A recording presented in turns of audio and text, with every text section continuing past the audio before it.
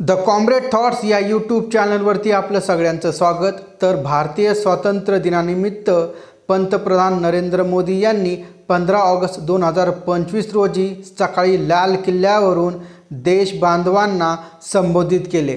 यावेळी त्यांनी काही घोषणा केल्या। यापैकी पंतप्रधान विकसित भारत रोजगार योजना ही आजपासून लागू झाली अशी घोषणा त्यांनी केली आहे।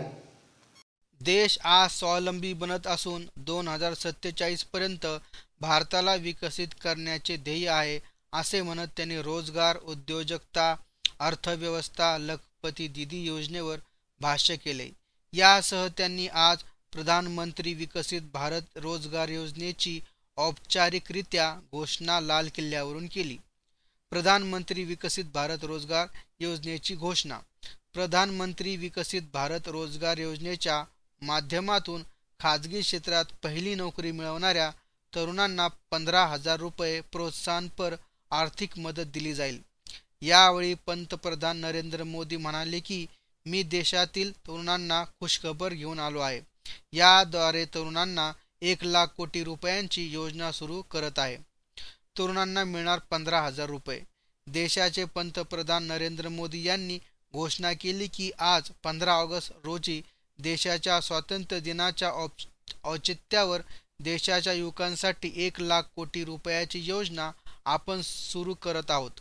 आजपासून प्रधानमंत्री विकसित भारत रोजगार योजना लागू होत आहे। पहिली नोकरी करणाऱ्या तरुणींना 15,000 रुपये मिळणार आहे। कंपन्यांनाही प्रोत्साहनपर आर्थिक लाभ दिला जाईल। 3.5 कोटी तरुणांना फायदा होणार। पंतप्रधान नरेंद्र मोदी म्हणाले की प्रधानमंत्री विकसित भारत योजनेद्वारे खाजगी क्षेत्रात पहिली नोकरी मिळवणाऱ्या तरुणांना 15,000 रुपये मिळणार असून जवळपास 3.5 कोटी तरुणांना या योजनेचा फायदा मिळणार आहे।